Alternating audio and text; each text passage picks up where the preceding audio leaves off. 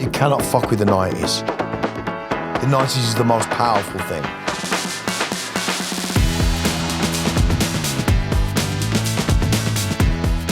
Talk to me, 90s. Fucking talk to me. Hello and welcome to Talk 90s to Me, where the inner city pressure is getting to us, but we have the solution. Well, maybe not the solution, but why not join our Patreon anyway? It won't take the pressure off, but it is a way of you getting your hands on some nice merch, while also supporting your favourite fun weekly podcast about everything 1990s. If you donate around £4 a month, you get some great extras, such as special episodes about whether hooch was better than Bacardi breezers. Plus, you improve your karma by knowing that all the money you give goes into paying the people who make the show. Not just me, but fab producer Liam, editors Tom, Robin and Simon, and camera wranglers Chris and Connor. So why not search up Talk 90s to Me Patreon, that's Patreon, or follow the link in the show notes to find out more. Now on with the show. This is Talk 90s to Me, where we're striding through the 90s in a fly coat and grills, starting as a graffiti artist before inventing an entirely new type of music, setting up a successful record label and a brilliant club, releasing 2 genre-defying albums, becoming a Bond villain, buying a country house, and nurturing a wild drug habit, while also somehow staying an absolute all-the-medals man of the people. I'm Miranda Sawyer, and yes, this week on the show, we are talking Goldie, the drum and bass creative colossus without whom the 90s would not be the same at all. I beg to differ. I think it's true, all right? I'm going to back up my theory, all right? So I think that we should start with your time just before the 90s into the 90s, right? Which we can basically say as graffiti, right? We're going to start with that. I'm a graffiti writer by default, so but before I start getting myself into trouble, I'm going to take this jacket off because I tell you what, there's a lot to talk about. Oh, he's taking it off now. 90s, we're getting serious. You know, I'm going to start right at the top, really, because I think it's just people need to understand the wider demographic of this. Yeah, go on.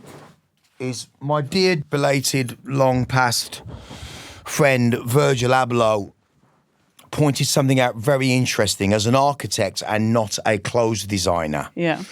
Most of us come into this whole thing with this idea of, you know, when someone turns around and goes, hey, man, what are you going to be when you grow up? Well, when I was 9, I wanted to be a diver or a policeman or a fireman. And they went, you're too asthmatic. You're never going to do it. It's never going to happen. What about a skydiver? You're never going to get those kind of chances, kid. You come from the hood and you're in a children's home. Never going to happen. By default, these people that we never expected to be in these great positions.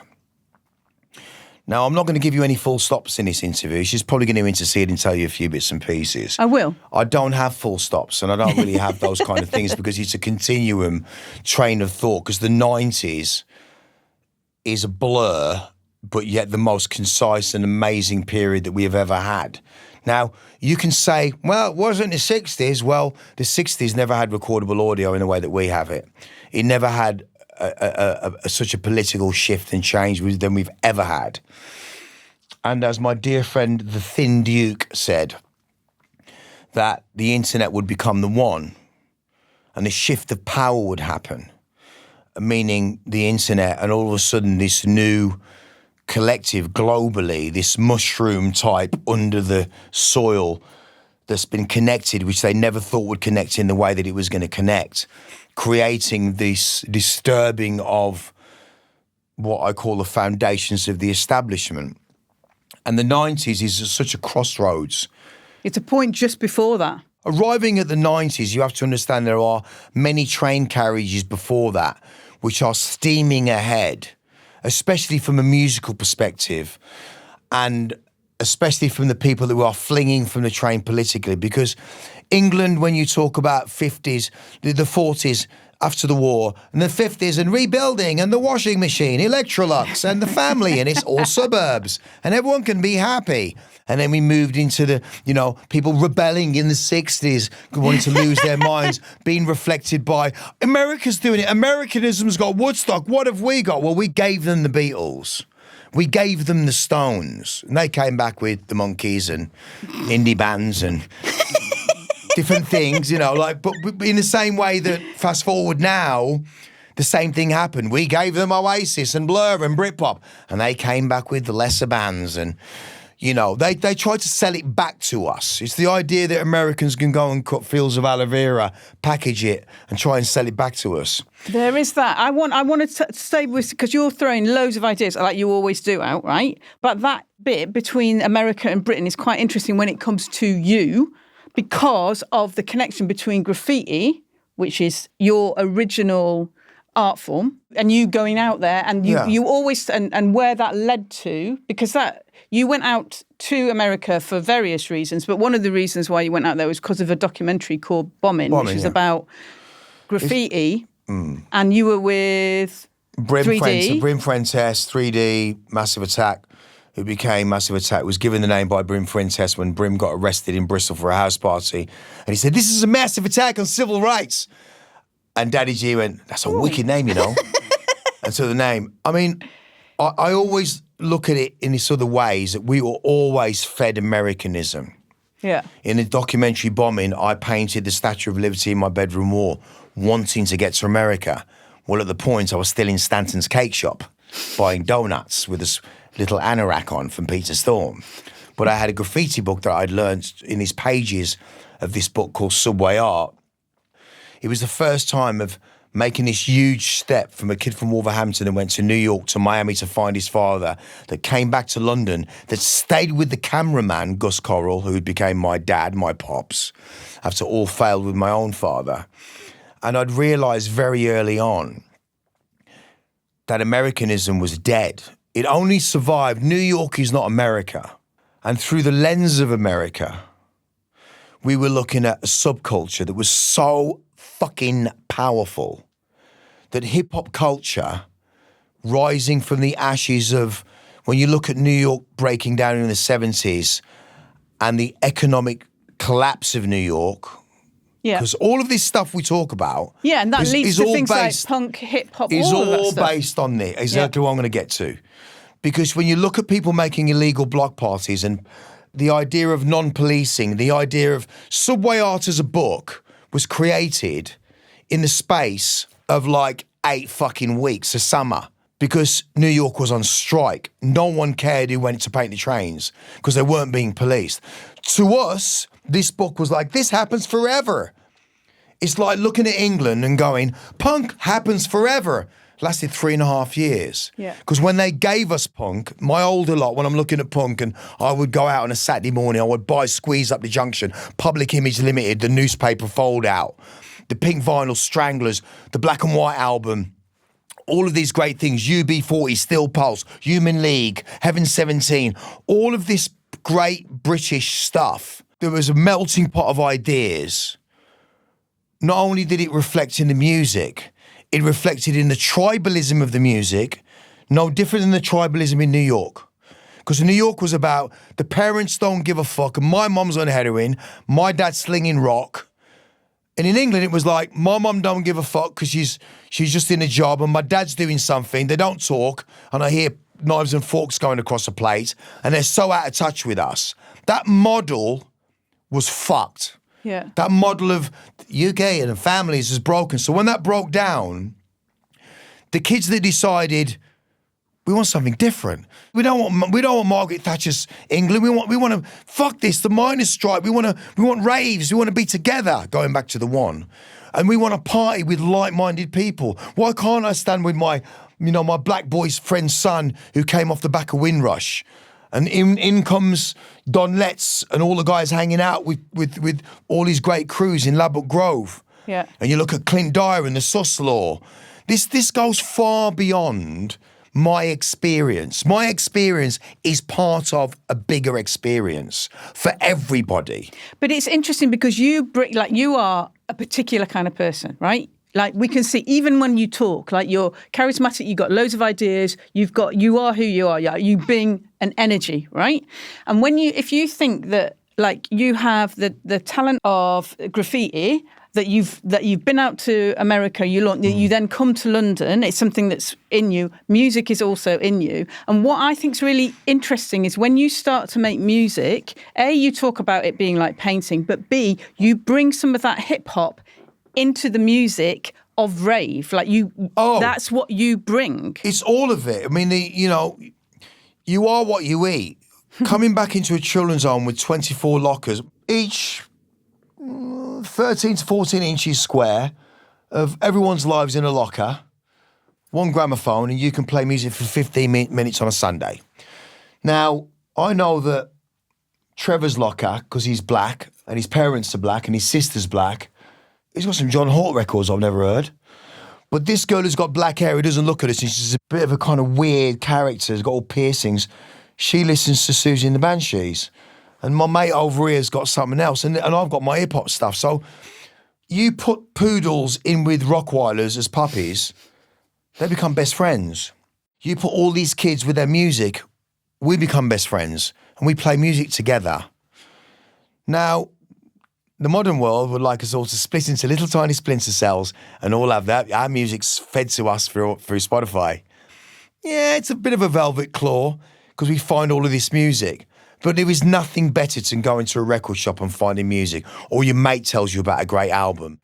If there is a lament for the 90s, then maybe it means that there's too much information that you are saturated with today. Because if the 90s was completely recorded on every iPhone, you probably wouldn't want it as much because it's something that you can't have. That's from a digital perspective. From an artistic perspective, the fact that we used to go and find a club and meet our mates and go to a phone box and find a flyer and turn up with people like, where's the rave? It's down the fucking road. That was the fun. Right, I'm going to try and do some chronologicals, right? Okay. So good luck with that. Come on. I'm going to hit those points. Okay, right. The beginning of the night is you're in Bombing, right? You do this graffiti documentary. It does change things. It definitely changes things because you get attention, you meet lots of really amazing people, you're in New York, and then when you move to London, you've got somewhere to stay because you stay with the director of the documentary, right? When you're in London, you're going out all the time. So you would go down to Rage at Heaven on a Thursday night, 3 weeks running, and you couldn't get in. But basically, you would dress like hip-hop, and you wanted to get into this, and when you did get in, you really enjoyed it. What did you like about it? Well, it's really weird because this has been my subject bearing fruit for the last, especially now in sobriety, is that I come on the back of Americanism. I lived in Camden. I was there with the cameraman. Dick Fontaine was the director. Dick, God rest his soul, he did Hip Hop Arena. He went to film school with Michael Apted, who did the 7 Up series, which is his fascination. Michael Apted went into movies. Dick went into documentaries. And Dick was in New York with Pat Hartley. They'd done various documentaries. Brim Fuentes came here at the Shaw Theatre with Africa Mambata, and I met the Cookie Crew and all these great people. We come down on a minibus, and it blew my mind. But Brim, like me, or like I'd become like him, the London thing was the London thing, but he was really curious about what was happening in the hood because he came from the Bronx. He didn't come from Manhattan. So his interest with that, especially Bristol as well. So the documentary changed a lot. More money, more budget. And he came to Wolverhampton and the story took another turn because I think he saw a lot of himself. He saw a lot of himself in me. I was very eager to want to become someone. And my trauma had taken me there. Like everything I've ever done in life is driven by the trauma. And Goldie was created as a protective layer of the onion to protect little Clifford. That's the bottom line. Goldilocks was long hair, got really bleached when I put salt on it in the sun. The tips became blonde, Goldilocks. Back of my tracksuit, Goldilocks. Breakdancing, can't spin on your head with locks. Chop them off, now it's Goldie. And that's how that came about. The idea of coming to London, I'd gone to America, tried to find my dad, found him, very disappointed, came back into London. When I left, it was football thugs on terraces. If I wore my Sergio Cicchini or Fila top in town, not that I had one, it would have been taken off my back immediately, rite of passage. B-boys, we got like Sobriety, we got Australian tracksuits given to us. You know, I had to be very careful where I wore it. But I've got a group of kids around me like Ronnie Frey that looked after me. There used to be the Sketchley crew. We know the meaning of steaming. Was the quote. It's like that was the quote. Your motto. Sketchley crew. Subway Army were the big lads that we couldn't even look them in the eye. But Sketchley, which was Terry Harding and all these boys we used to hang about with. And this is a Wolverhampton And it's crew. Wolverhampton. And, you know, they used to fight until one guy got killed outside the George pub. You know, it changed quickly. But I was already making these moves into art, and bombing was happening, and I kind of moved away from that. I went to America. I came back. I left football fields. I came back, and I come back, and they're all like, "Strawberry fields forever," and all these football fields are wanting to hug and take pills, and it just showed me the power of rave culture had come.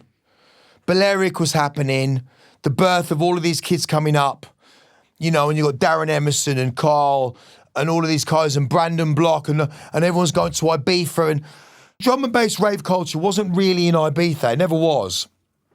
It was very Balearic back then, so it split. I mean, even to the point, and Carl will quote you on this, when I was meeting Kemi in Red or Dead, wanting to date this beautiful Nubian queen with blonde dreadlocks was like, wow. I was hustling in London. I'd go to World's End, where Trevor was running next to Vivienne Westwood, and we'd sell anything that was American, bell buckles, crazy shit, Catherine Hamlin, anything we could nick. And I never forget riding down to Camden with my Vivienne Westwood blue leather gloves with light blue, dark blue, black, riding down to Camden, meeting Kevin, and he says, "You want to go out?" And I want to go out, but I was also uptown. I was going out with Nelly, and I was going to Spectrum, and Billy was on the door, and, you know, I'd go, all these different people, Zoom Records, Billy the Fish, all these different people were happening. And then also there's another clique. I'd go out with Nelly, because Nelly was my connection. Yeah, so this is Nelly Hooper. If it wasn't for Nelly Hooper, I wouldn't be sitting here, because he was my guy. Like, he knew everyone, didn't he? Well, I was going from Wolverhampton with a documentary to Bristol, 3D, Daddy G, Mushroom, Tricky. The Wild Bunch. The Wild Bunch.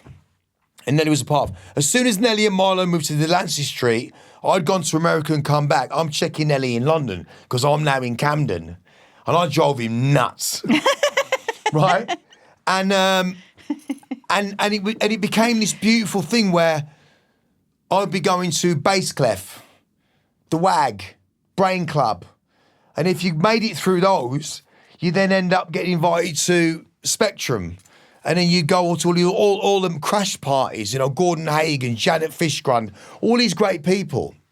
And I met Steve Strange and, you know, Barry Kamen, all these other guys. And it was like, oh, you meet a whole bunch of other people, and Michael Copperman. And then after that, you got Quiet Storm. Yeah. And all these other... So all of the hip stuff that was happening, and Tony, when he was fat, and he wasn't fucking whinging, you know, and George and all these guys, but me and all these wonderful people, I'd realised that this is the overground kind of culture.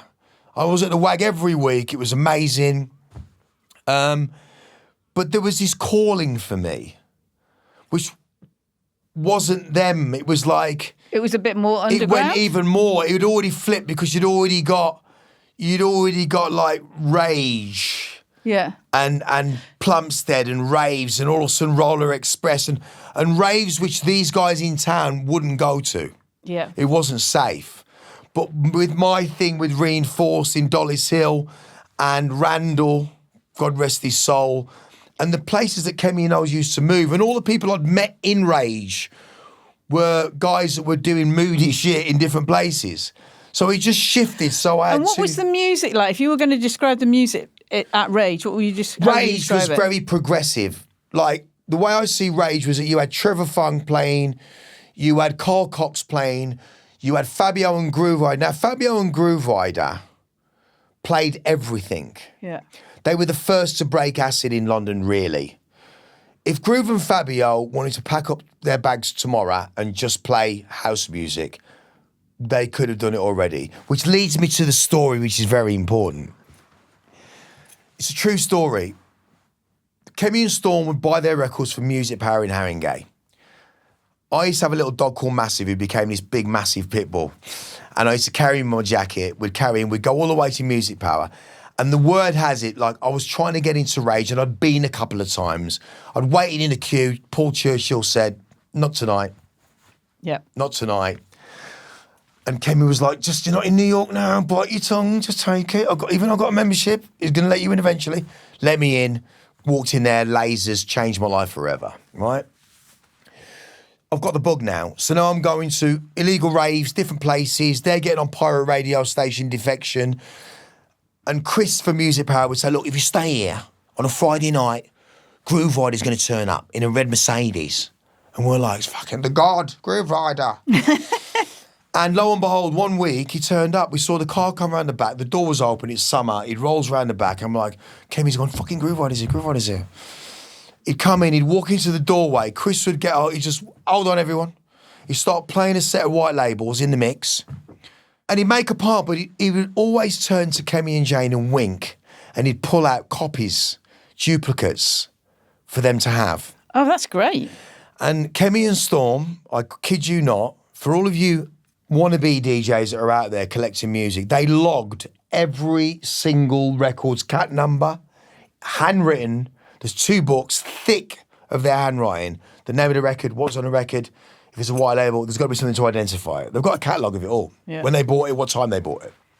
And, you know, it's this groove band, cool, yeah, listen, I've got this tune, he's got this tune band, I've got this stop plate, and I gave him Terminator. So I'm going to explain what Terminator is, right? Yeah. So Terminator is a track that you made, and you were like the name that you used was different. Yeah, well, I'll explain it to you. Roughage Crew is my pseudonym. Yeah. I'm Bruce Wayne. Roughage Crew is an underground version of Batman. Okay.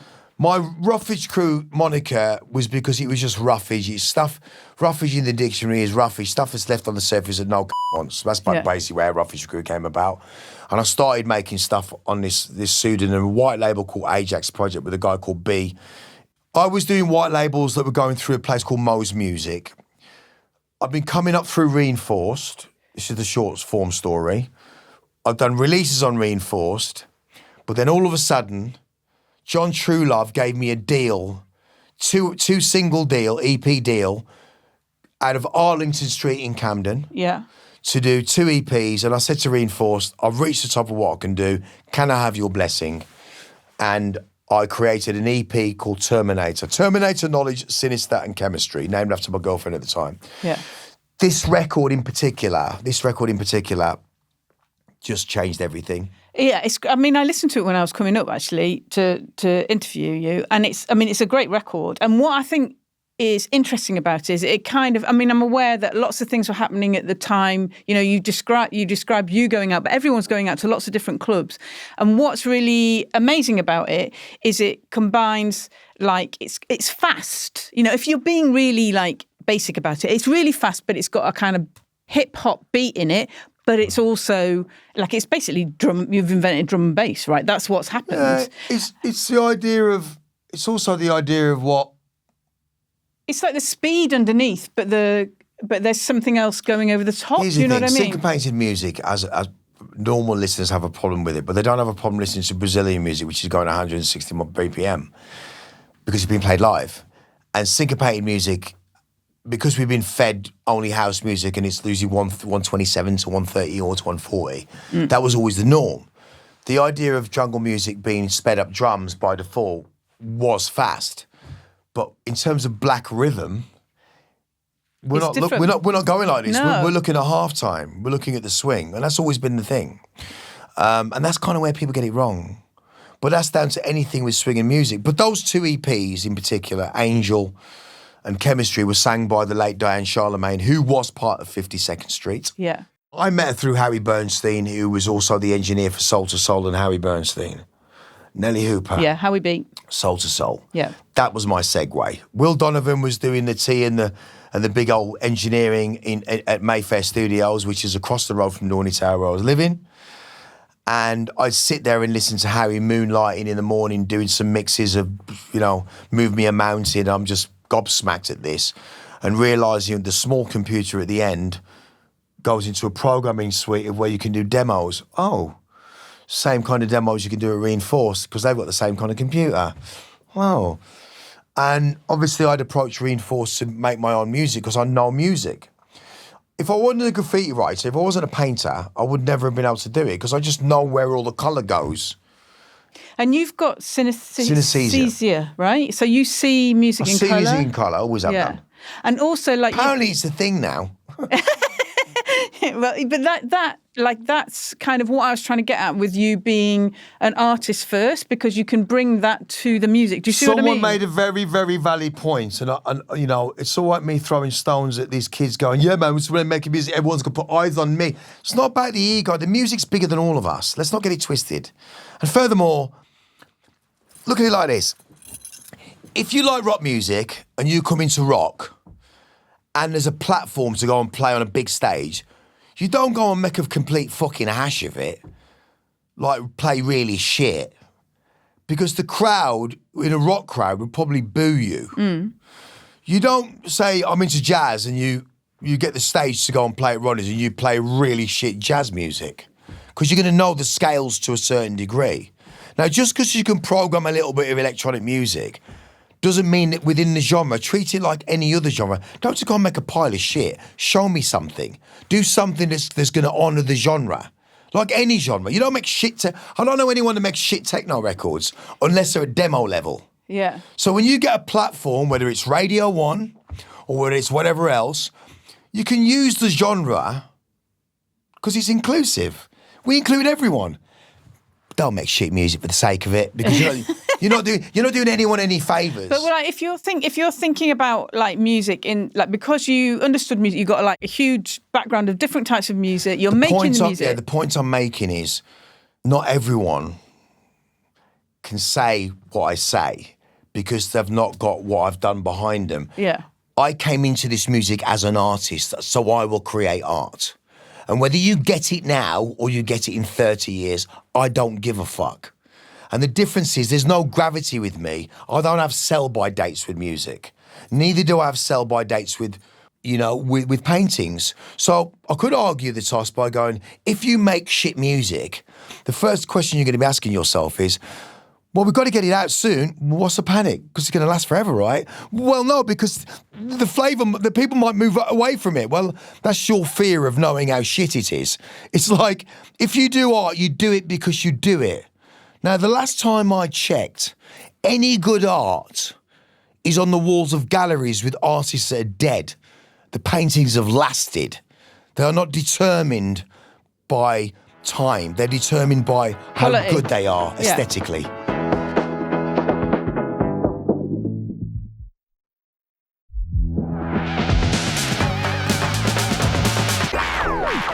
You make these pieces of work, right? And they land amazing. People love them, right? You know, they're like, well, people who've got taste love them. They do. You know, I think Terminator, people really like that track. They did. Yeah, but there's also things like Mother, which people turn off after 15 minutes. Because that's what art does. If you're not going to sacrifice your very soul for it. It was only down to Emmanuel from Because TV that came back to me and said, Mother is one of the greatest compositions I've ever heard. And the only other time I've heard anyone say it was at a fucking cheese counter at Waitrose that went, when I was losing my mother, and this was an old guy, you know, my mother lived into her 90s. That piece of music as a classicist impressionism really helped me to get through this. That's all that matters to me. It wasn't made for commercial success. It was made because I made a documentary with John called Saturn's Return. I was having the maddest Saturn's Return. And in the end of the documentary, my mother says, John turns around and says, Margaret, what do you think when you heard that piece? And she burst into tears and she said, I didn't realise how much pain I'd caused him. And my only wish would be is if you played it at my funeral. And I said, Mum, it's a little bit too long. It's 30 minutes long. But 60 minutes long. I went into a tour. I came back from America and I sat in the Chapel of Rest. The guy went, You all right, Goldie? Are you ready? I went, yeah. Cup of tea? I went, yeah.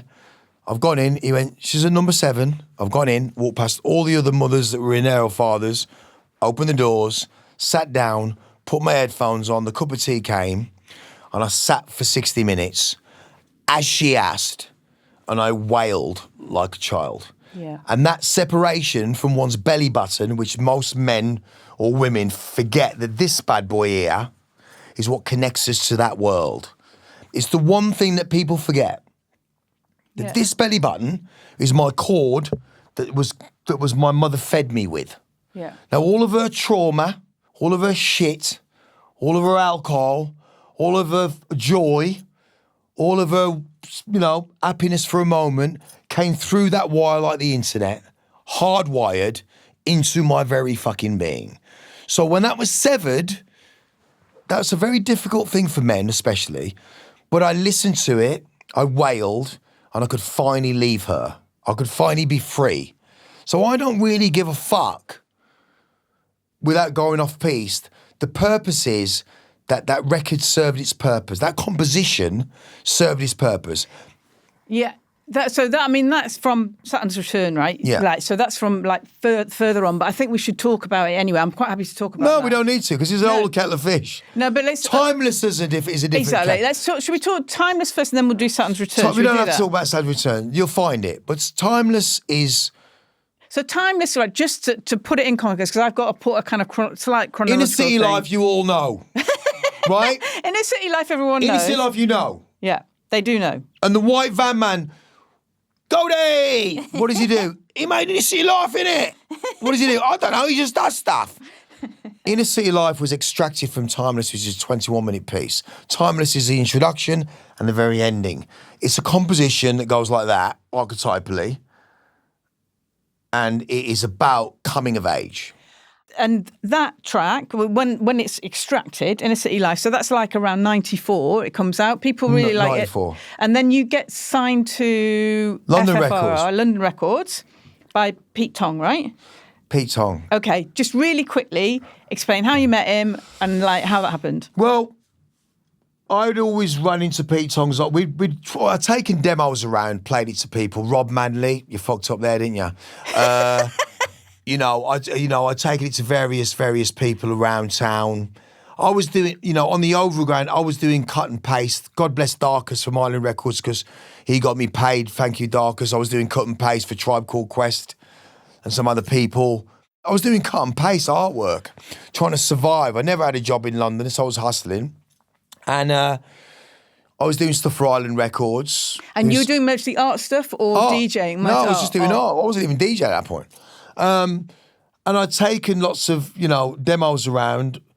The only other person that was really interesting was Clive Black. Clive Black. I know you hate me, Clive, but Clive had pointed out on the Friday meeting that, we're going to sign it, and he shook my hand. He was fuming Monday morning. He goes, we fucking shook hands. Pete Tong phoned up. It was Friday night. After this meeting, I got a phone call from Trenton, my manager and good friend at the time, and said, Pete wants to meet Saturday morning. I think the meeting was on Thursday with Clive Black, and he said, can you meet Friday morning before we go and sign the deal with Clive Black, get the papers ready on a Friday afternoon before the weekend? Yeah. And I'd met him at a beautiful place called Maria's in England's Lane. Nelly had a house right there too. But I'd met with Pete Tong, and says, he's agreed 2 albums firm, which meant... If the first album flopped, they have to sign the second. Well, to the world, the second one flopped because no one wanted to fucking sell it because it was an hour long. It was like, see you later, 2 CDs, 2 hours long. And that was how it got signed. Pete Tong signed it because there was a lot of reasons why he signed it. But I'm interested in why you went with him, just for the 2 albums, or did you like him? I went with Pete Tong because he didn't move. Now, you got to understand the state of music right then. Pete Tong sitting at his chair, and I walked into the office with my dog. The dog went in, sat on the chair. It's always an ongoing story. I'm actually doing a documentary as we speak. Yeah. And the documentary is timeless, but it's called A Love Letter of Our Times. And the reason why it's called A Love Letter of Our Times is because Gus Correll, Pops, the cameraman, not the director, On my 60th birthday in September, we're now in February, an email popped up in my thing in Thailand, and he said, "Happy birthday, G. Kind regards, Pops." And it's a 59-minute linear piece. It's a very, very beautiful 59-minute piece of a man filming his adopted son way before the album deal happened. It's like a 10-year period. And it gets me a little bit emotional because Gus lost 3 sons. And this piece is you, so the piece is you. The piece is me, but it's when Timeless was about to be born. I've got a guy called Gerald, I've got Photek in the flat. I've got me washing the dog. I've got me getting ready for Glastonbury to do the triangle stage because someone dropped out. And there's no record of Goldie playing the triangle stage at Glastonbury. Go and look. But I've got the footage of us going out on stage, rolling into Glastonbury like it looks like Woodstock. And it's a fly-on-the-wall, old-school documentary maker, how people used to make documentaries with no narrative, just of me, a young 26-year-old Goldie, coming into 27, on tour with Bjork, on tour with Jane's Addiction. My birthday when I turned 30. You know, when the album turned gold, Trenton's in America going, you know, I'm on the phone and Pete Tong turns up going, the album's going to turn gold. We've just done 50,000 here. And it's such a beautiful thing that he's got 275, 300 hours of just filming me. And he's got that, and you realised that when you got in touch with you? Yeah, I always knew he had it because he tried to do it in the 90s and it was like 42 minutes long, and it would have been a great time to seize that opportunity. But I was so I'm just going through everything and I'm like, well, it's not going to happen in this thing. You know, it's like he said, we're going to make this documentary, G. He just couldn't float it.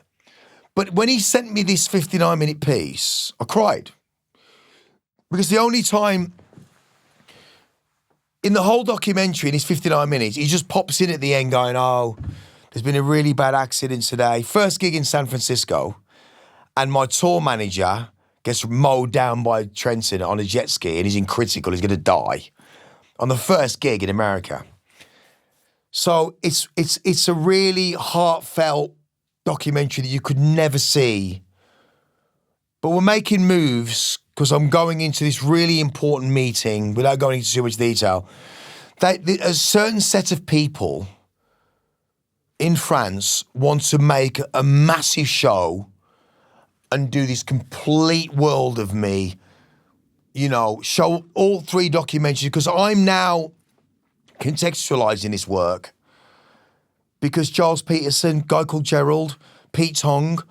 It's a lot of people. They're all in this documentary, but they're all in the modern age contextualizing what was happening at the time, which it needed to be done because the modern generation don't know that Ronnie Size was signed by Charles Peterson at Talking Loud. They don't realise that Pete Tong signed Timeless. And why did he, going back to the point, why did he sign Timeless? So you asked the question. Yeah, and what you thought of him as well. Because he didn't sign Left Field, and he wasn't going to miss out on Soul to Soul, because that's what happened. Yeah. Soul to Soul went, and he was like, I'm not going to do it a third time. So he signed you. And he signed it because he thought it was going to be the biggest thing ever. And it was big. I mean, that... Yeah. It didn't win the awards because certain people within the department didn't put it in for Mercury. Oh. They didn't put it in for the Brits. So it's all about timing within the departments that certain people didn't do their jobs. But to be honest, would it have done me any favours? And also, does it matter? I mean, in the long term, it doesn't matter. Do you know what I mean? It's the time it might have mattered, but it didn't. It doesn't matter. It doesn't matter. I've always been pissed that the Olivia's never give me any credit for writing, though. From a songwriter. Because the genre doesn't, you know, you guys can't write music at that level. Well, we write great songs, by the way. You never checked. Yeah. It's interesting as well because, like, I think there's 2 things I want to talk about that. One is that Timeless, like, one of the things that you've said about it is that it's you basically saying, even though you're in your 30s, the album felt like you were dealing with your adolescence. It's like, fuck you, fuck the systems. I'm carrying all these all the trauma that you're carrying about your father, about your mum, about, everywhere. And this is an amazing quote that you got here. I had a chronic case of victimitis. Nothing could be my fault.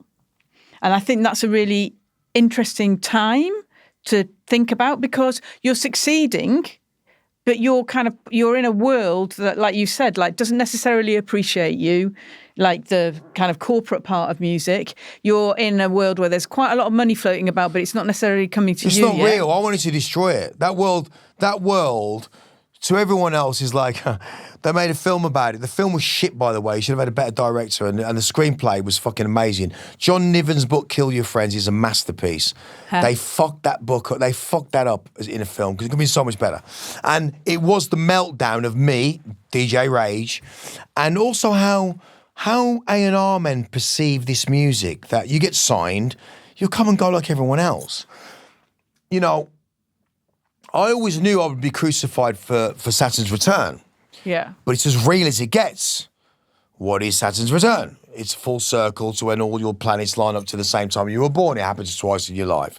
Now, if you're a real artist, it's a dirty job, but someone has to do it.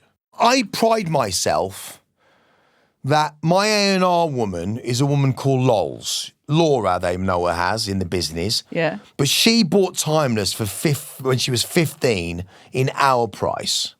She knows what the impact of that record was for her.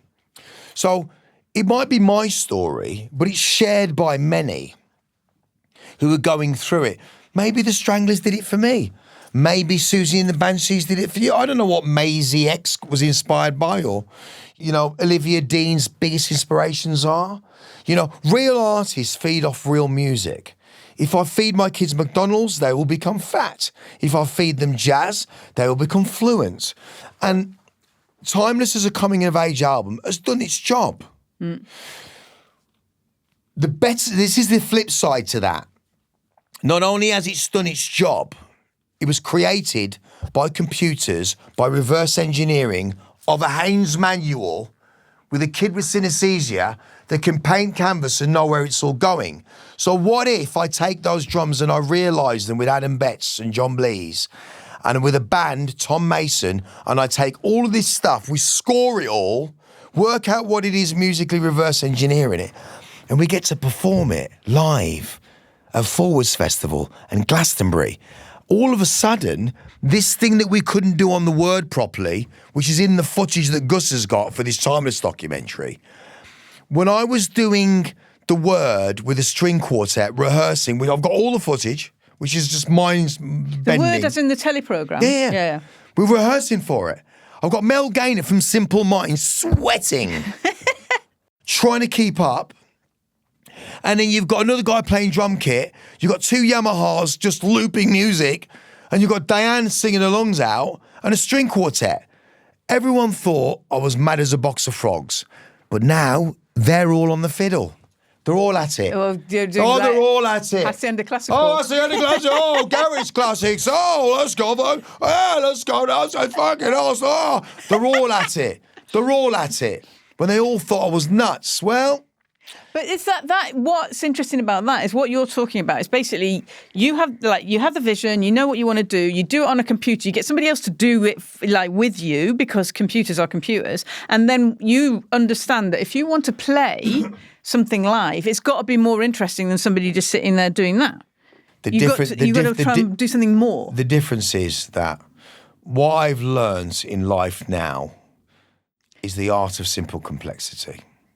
Meaning that it would have been a great title for the album, but it's not going to be that. We've been fighting for this for a long time.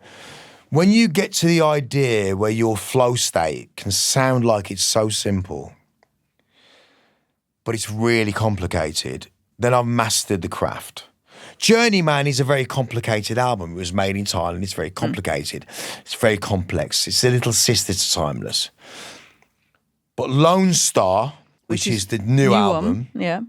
which nods its head and tips its hat to a great mentor and friend, Black Star, David. Yeah. Lone Star is about me being out on my fucking own, which I've realised I have always been out on my own. I will always be an artist. And I don't play catch up with you. I don't play catch up with any of you lot. If you want to believe in the genre, I've got a label underneath me called Metalheadz, which is my moniker.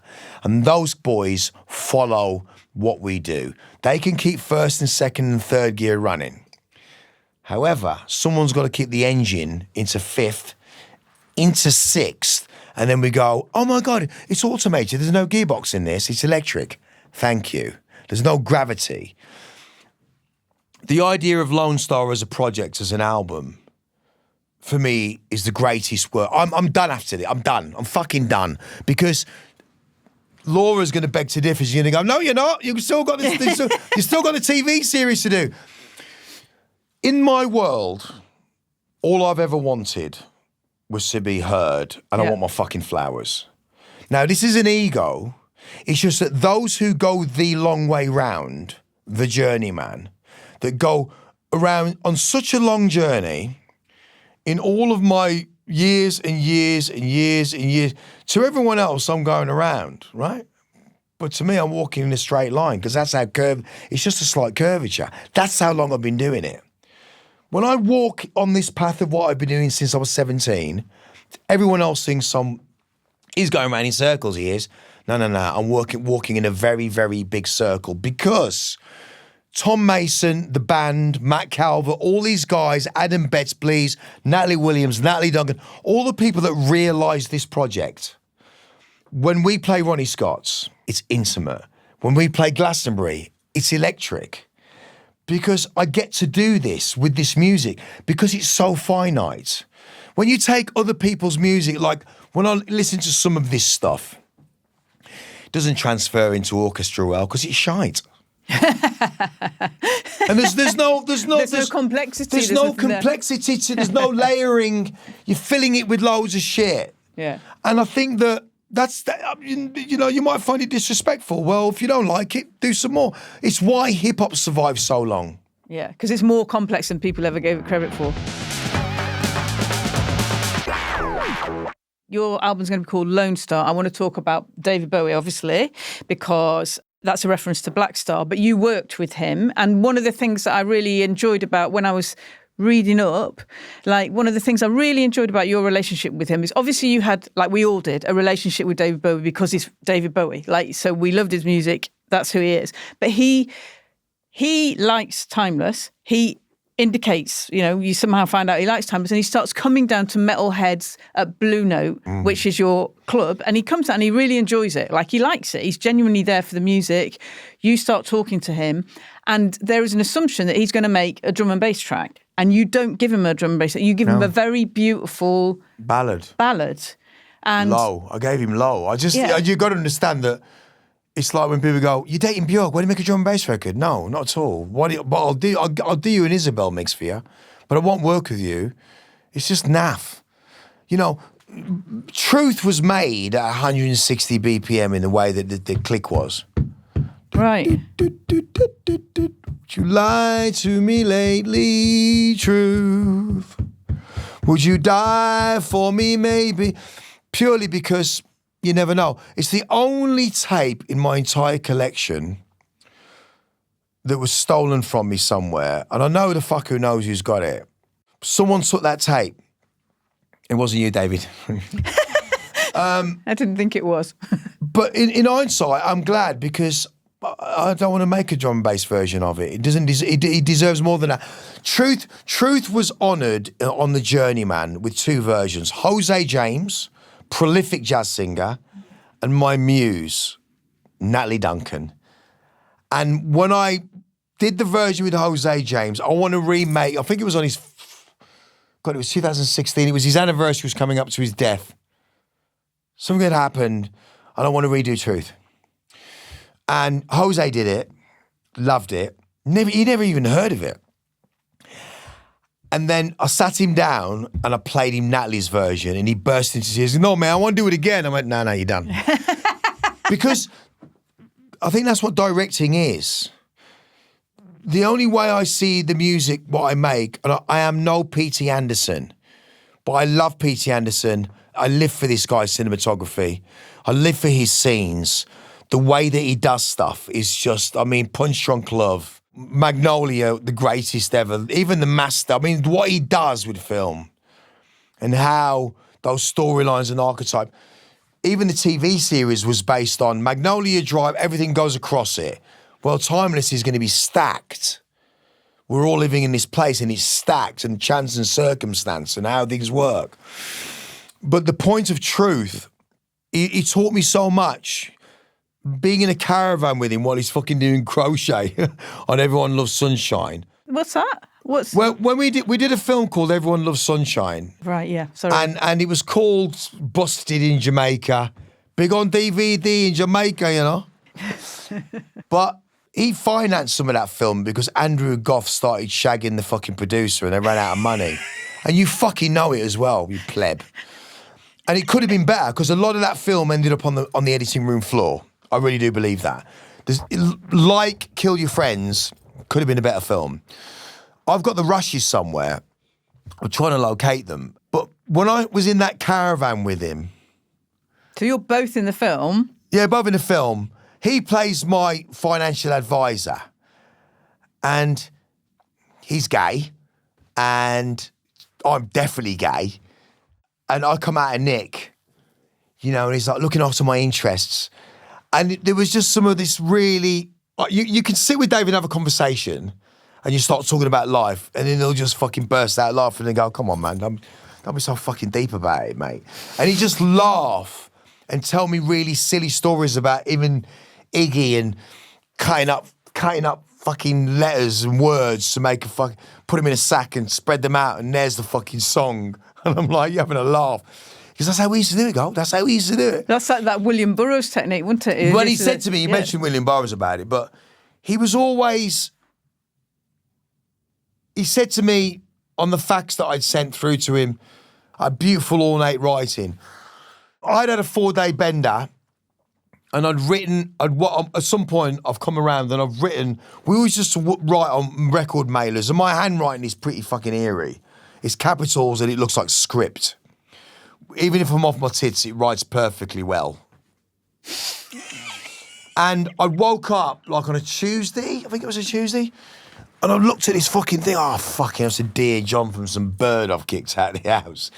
And I picked it up and I'm looking at it, waiting for this fucking excuse. And it was great because it's this beautiful poem. That you'd written, but you didn't remember. I'd written. I always knew it was going to be part of it, but then I'd realised in the night, I must have got up because the headphones in it, and I've been listening to what Justina had played. We'd been in the studio writing this beautiful breathy sound. And it was so eerie to me. It reminded me of Low. It was like, this is what we should be doing. This is not going to be a drum and bass record. The line is, would you lie to me lately, truth? Would you die for me, maybe truth? For beast is the colour of my mood. Tomorrow for you to know that sorrow hides in sculpture. Now, Spike Milligan's got a really good tombstone. I told you I was poorly. And a little bit of that is on mine because I wrote that and the first thing David said when he lifted out the facts was, where'd you get that line from, man? And he said, did you know? No, I don't even, she said, that if you blow away the dust away from the marble, the sculpture's already inside. It's never stayed away from me. It's never, ever left my mind when I'm trying to tell artists or young artists or anyone that all this shit here, we're in this thing, it's all preordained.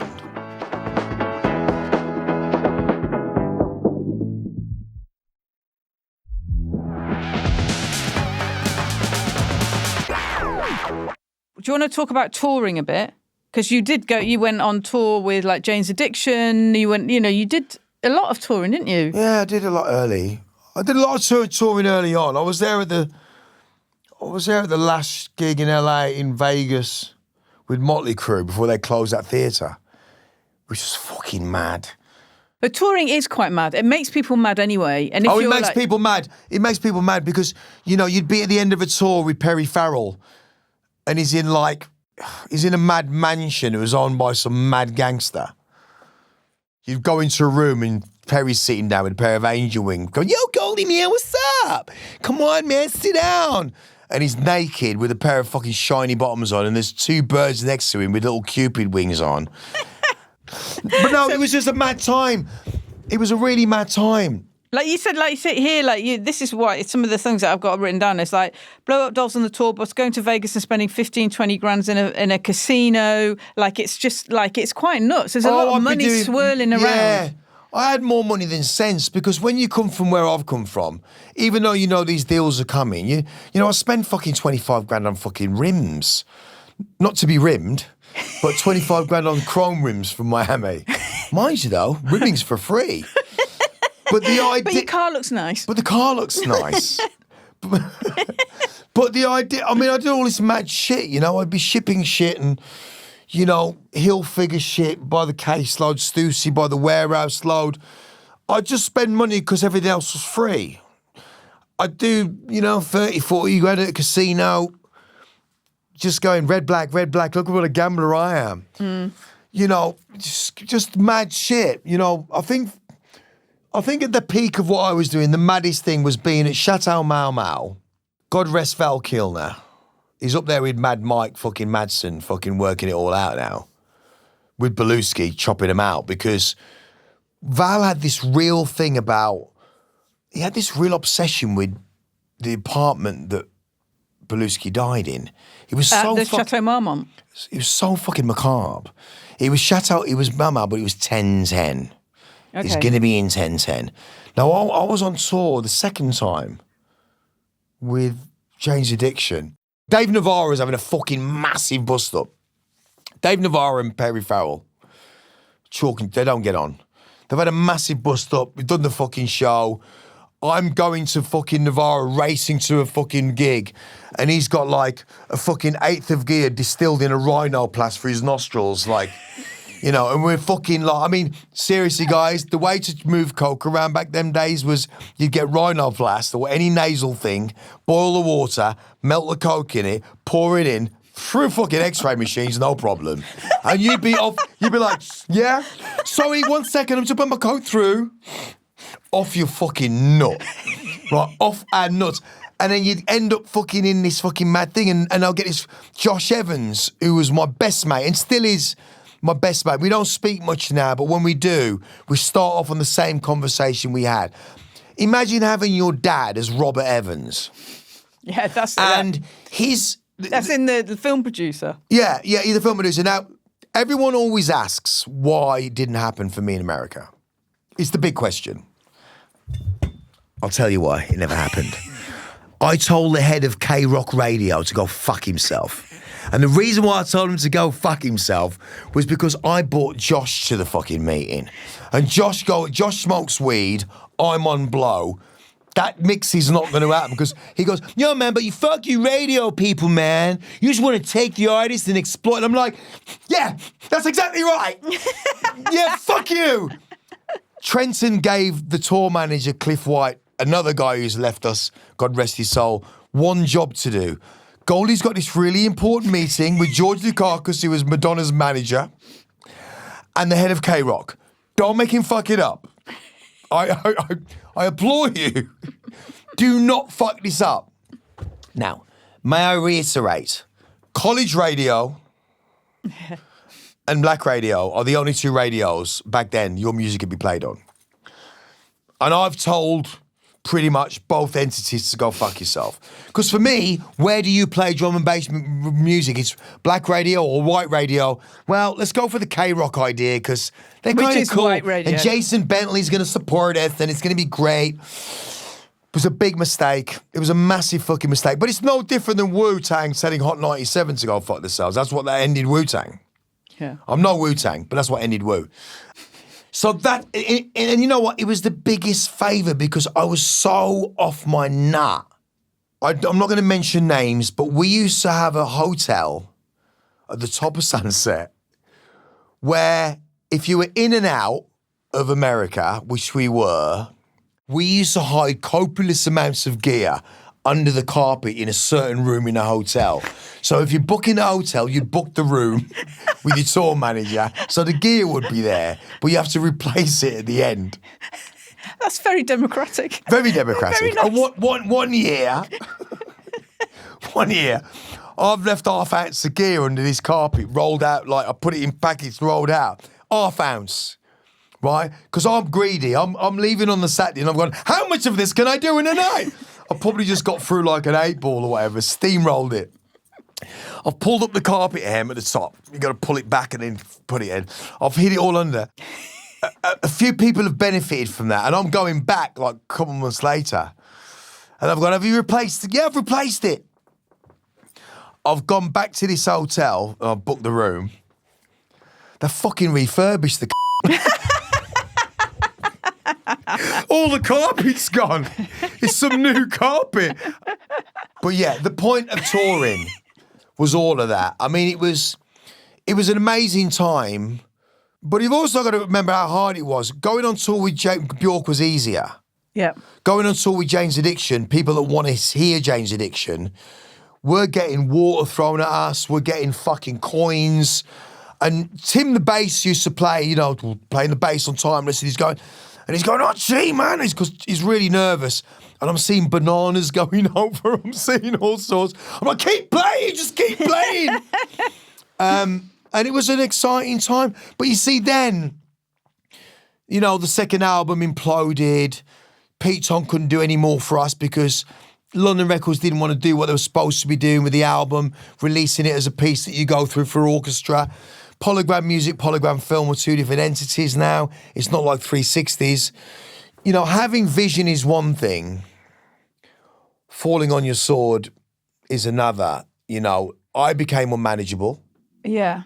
I mean, it's interesting, isn't it? Because what you're talking about is basically Saturn's Return, and you're talking about, I mean, you've mentioned Kill Your Friends, the John Niven book, and in that book, there's a description of the character, which is you, which is Rage. And DJ Rage.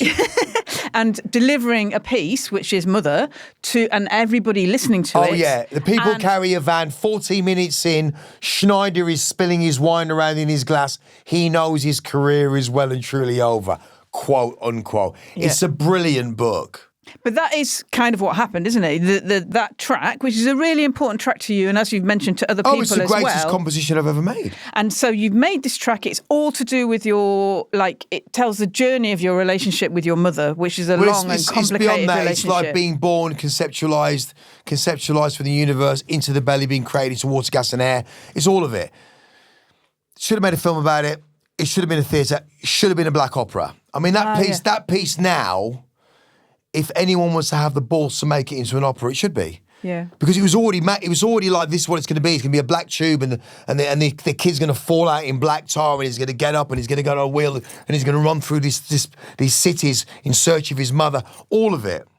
There was talk about doing it, but when you gave, I mean, you were like, you know, you gave it to the record company, and that scene is pretty true, isn't it? People are like, okay, I don't get it, and somebody's going to have to lose their job. Oh, yeah, somebody lost their job. Pete didn't lose his job, but some of the minnows did. The bottom line about that album is that people have to understand is that it's such a powerful piece of music that it serves a purpose for lots of reasons. The fact you couldn't package it, Ring of Saturn tried to package it, but there was talk about flying from the sunrise into the sun to Paris so the sun never rises. Never happened. There was talk about doing a short film about Mother, which there was a video was made in the end, but it wasn't until much, much later. The idea of doing an hour-long piece, which at the time would have cost you 500 grand, was nothing. You know, as an artist, many other artists in the modern age have been backed up by artistic ability. I was never backed up. If my music wouldn't have been drum and bass music, and it would have been, let's say, Britpop or Portishead or Britpop, or you know, it would have been artistically looked at like Aphex or something else. It would have been a lot different for me. It's because it's at the bottom rut of the ladder.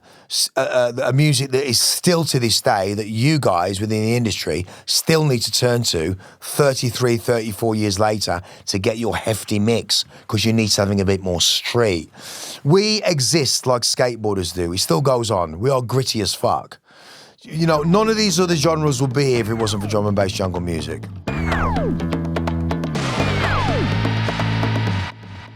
Okay, you've talked a bit about it, but you were like pretty off your nut throughout a lot of the 90s, right?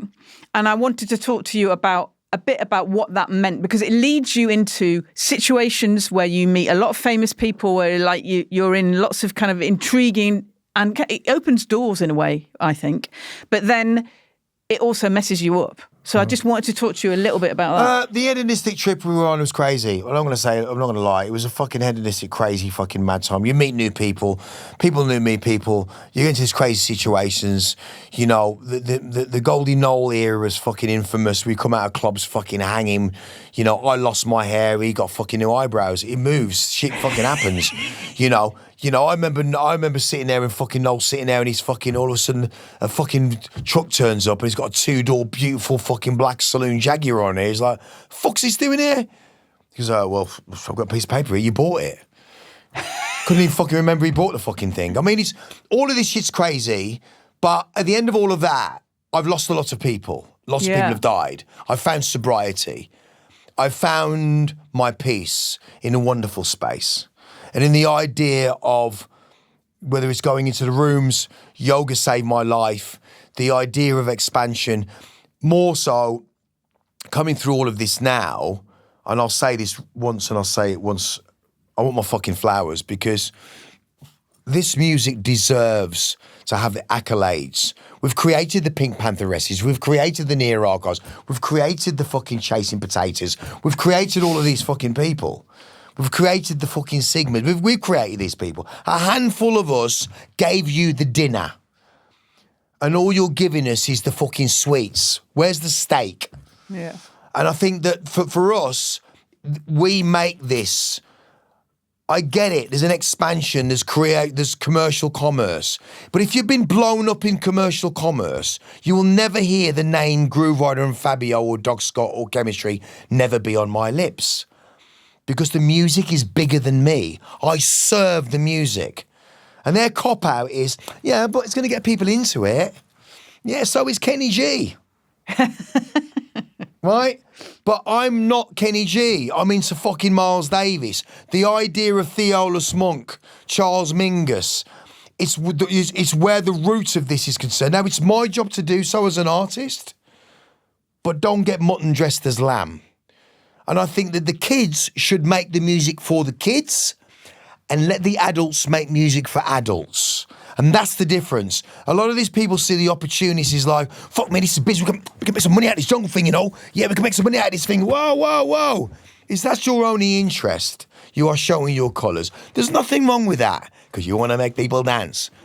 Where I'm at with this thing is now, is this fucking album, and it's good night for you lot. Because, you know, Lone Star is about why have you been sleeping?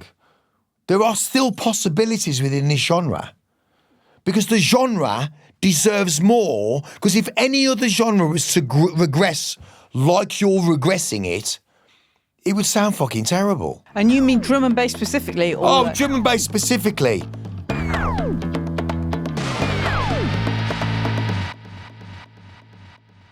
Okay, so obviously at Talk 90s To Me, we like our music, and we have a Talk 90s To Me Spotify playlist. Of course we do. Which track would you like to add? Of whose music? Anyone's music? Anyone you like. A track that means something to you from that time.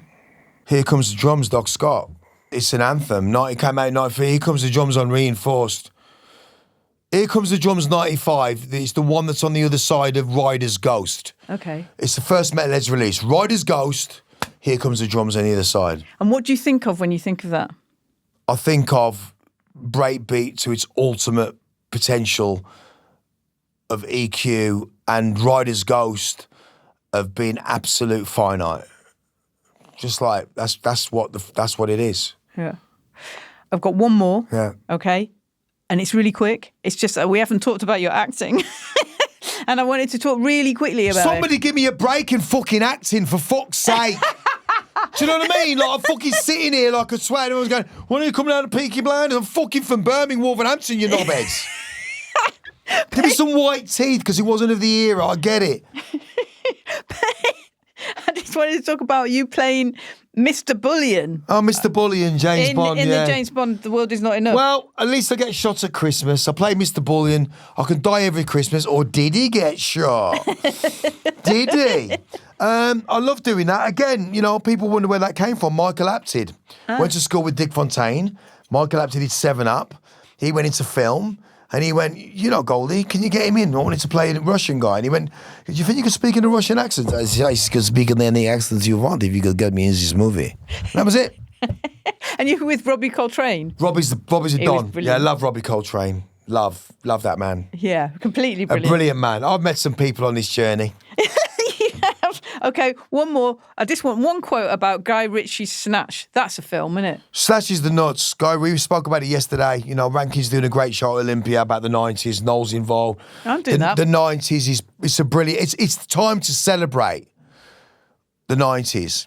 And Virgil, I said it at the beginning of this podcast, Virgil, when he did the Metalheadz collaboration with an off-white trainer on top of a Metalheadz box in set, I asked him why, first question. He said, gee, the ripples of what your effect, what your culture has done, especially your label, the ripples aren't even felt yet to what you have done. They're creating tsunamis that you cannot fuck with the 90s. The 90s is the most powerful thing. Yeah, it's important. Snatch, you know, all of those things that came on the back of other great... See, if you come on the back of giants, Null by Mouth, you know, Kes, you know, all of these great films, the next wave came. And then we got into all of this other stuff and, you know, Snatch, Smoking Barrels, and then Layer Cake, and all these other things started coming up, and Sexy Beast and blah, blah. You know, it's all part of the Great British Movement. Yeah. Very important culture. It is. All right, I think we're done, because you've got to go. I'm better now. Later, I'm gone.